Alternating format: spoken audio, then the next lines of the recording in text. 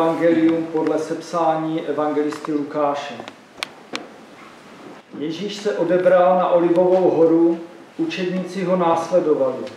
Když došel na místo, řekl jim: Modlete se, abyste neupadli do pokušení. Pak se od nich vzdálil, co by kamenem dohodil, klekl a modlil se.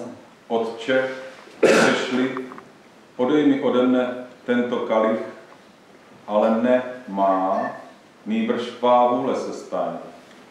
Tu se mu zjevil anděl z nebe a dodával mu síly. Ježíš v úzkostech zápasil a modlil se ještě usilovněji.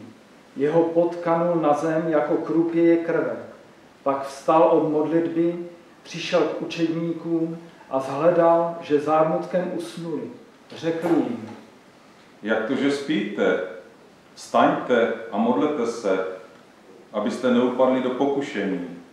Ještě ani nedomluvil a hle, zástup a vpředu ten, který se jmenoval Jidáš, jeden z 12, přistoupil k Ježíšovi, aby ho políbil. Ježíš mu řekl: Jidáši, políbením zrazuješ syna člověka? Když ti, kteří byli s Ježíšem, viděli, co nastává, řekli: Pane, máme se být mečem. A jeden z nich napadl sluhu veleknězova a uťal mu pravé ucho. Ježíš však řekl: Přestaňte s tím. Dotkl se jeho ucha a uzdravil ho. Pak řekl Ježíš těm, kteří pro něho přišli, kněžím, velitelům stráže a starším: Jako na povstalce jste na mne vyšli s meči a holemi. Denně jsem byl mezi vámi v chrámě a nevstáhli jste na mne ruce. Ale toto je vaše hodina, vládat mi. Pak ho zatkli a odvedli do veleknězova domu. Petr šel zpovzdálí za nimi. Když zapálili uprostřed nádvoří oheň a sesedli se okolo, přisedl mezi ně i Petr. A jak seděl tváří k ohni, všimla si ho jedna služka, pozorně se na ní podívala a řekla: Tenhle byl také s ním. Ale on zapřel. Vůbec ho neznám. Zakrátko ho spatřil někdo jiný a řekl: Ty jsi také jeden z nich. Petr odpověděl: Nejsem. Když uplynula asi hodina, tvrdil zase někdo: I tenhle byl určitě s ním. Vždyť je z Galileje. Petr řekl: Vůbec nevím, o čem mluvíš. A ihned, ještě než domluvil, zakokrhal kohout. Tu se Pán obrátil a pohleděl na Petra. A Petr se rozpomenul na slovo, které mu řekl Pán: Dřív, než dnes kohout zakokrhá, zapřeš mne 3krát. Vyšel ven a hořce se rozplakal. Muži, kteří Ježíše hlídali, posmívali se mu a bili ho. Zavázali mu oči a ptali se ho: Hádej, proroku, kdo tě uhodil. A ještě mnoha jinými slovy ho uráželi. Jakmile nastal den, shromáždili se starší z lidu, velekněží a zákonníci, odvedli ho před svou radu a řekli mu: Jsi-li Mesiáš, pověz nám to. Odpověděl jim: I když vám to řeknu, neuvěříte. Položím-li otázku já vám, neodpovíte. Ale od této chvíle bude Syn člověka sedět po pravici všemohoucího Boha. Tu mu řekli všichni. Jsi tedy Syn Boží? On jim odpověděl: Vy sami říkáte, že já jsem. Oni řekli: Nač ještě potřebujeme svědectví, vždyť jsme to slyšeli z jeho úst. Tu povstalo celé shromáždění a odvedli ho k Pilátovi. Znesli proti němu žalobu.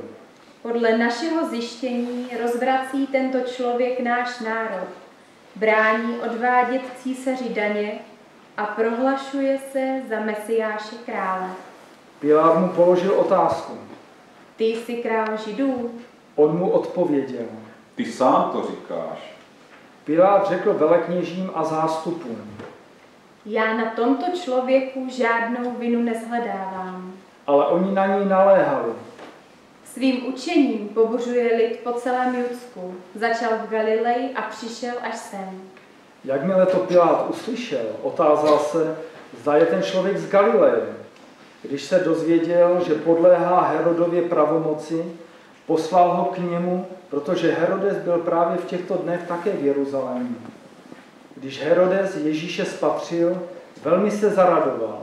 Už dávno si ho totiž přál vidět, poněvadž o něm mnohé slyšel a doufal, že uvidí, jak dělá nějaký zázrak. Kladl mu mnoho otázek, ale on mu na nic neodpovídal. Byli přítomní i velekněží a zákonníci a neústupně na něj žalovali. Tu se od něho Herodes se svými vojáky pohrdavě odvrátil, vysmál se mu, dal ho obléci ve slavnostní šat a poslal ho zase k Pilátovi. Toho dne se Herodes a Pilát stali přáteli. Předtím totiž bylo mezi nimi nepřátelství. Pilát svolal velekněze, členy rady i lid a řekl jim: Přivedli jste přede mě tohoto člověka, že pobořuje lid. Já jsem ho, jak vidíte, před vámi vyslechl a neshledal jsem na něm nic, z čeho jej obvinujete. Ani Herodes ne. Vždyť nám ho poslal zpět. Je zřejmé, že nespáchal nic, proč by zasluhoval smrt. Dám ho na místě potrestat a pak ho propustím. Musel jim totiž o svátcích propustit vždy jednoho člověka, ale oni všichni najednou křičeli: Pryč s ním, propust nám Barabáše. To byl člověk, kterého uvrhli do vězení pro jakousi vzpouru ve městě a vraždu. Tu k ním Pilát znovu promluvil, neboť chtěl Ježíše propustit. Avšak oni křičeli: Na kříž s ním. Promluvil k ním potřetí: Čeho se vlastně dopustil? Nezhledal jsem na něm nic, proč by měl zemřít. Dám ho zbičovat a pak ho propustím. Ale oni na něm s velkým křikem vymáhali, aby ho dal ukřižovat. A jejich křik se stále stupňoval. A tak se Pilát rozhodl jim vyhovět. Propustil toho, který byl vsazen do vězení pro vzpouru a vraždu a o kterého žádali. Ježíše vydal, aby se s ním stalo, co chtěli. Když jej odváděli, zastavili nějakého Šimona z Kyrény, který šel z pole, a vložili na něj kříž, aby jej nesl za Ježíšem. Za ním šel veliký zástup lidu. Ženy nad ním naříkali a oplakávali ho. Ježíš se k ním obrátil a řekl: Dcery jeruzalémské, nade mnou neplačte. Plačte nad sebou a svými dětmi. Hle, přicházejí dny, kdy budou říkat: blaze neplodným, blaze těm, které nikdy nerodili a nekojili. Tehdy řeknou horám: padněte na nás a pahrbkům, přirýjte nás, neboť děje-li se toto se zeleným stromem, co se stane se suchým. Spolu s ním byli vedeni na smrt ještě dva zločinci. Když přišli na místo, které se nazývá Lebka, ukřižovali jej i ty zločince, jednoho po jeho pravici a druhého po levici. Ježíš řekl: Otče, odpustím, vždyť nevědí, co činí. O jeho šaty se rozdělili losem. Lid stál a díval se. Členové rady se mu vysmívali a říkali: Jiné zachránil, ať zachrání sám sebe, je-li Mesiáš, ten vyvolený Boží. Posmívali se mu i vojáci. Chodili k němu a podávali mu ocet a říkali: Když jsi židovský král, zachraň sám sebe. Nad ním byl nápis písmem řeckým, latinským a hebrejským.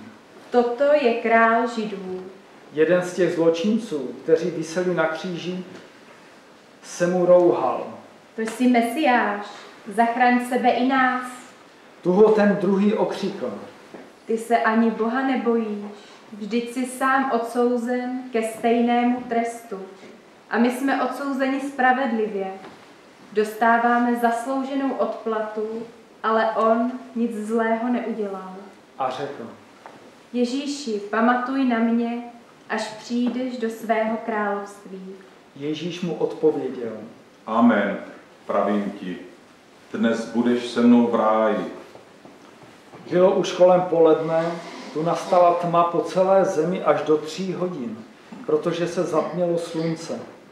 Chrámová opona se roztrhla v půli a Ježíš zvolal mocným hlasem. Otče, do tvých rukou odevzdávám svého ducha.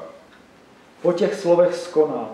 Když setník viděl, co se stalo, velebil Boha a řekl. Tento člověk byl v skutku spravedlivý. A ti, kdo se v celých zástupech sešli na tu podívanou, když viděli, co se stalo, odcházeli, bijíce se do prsou.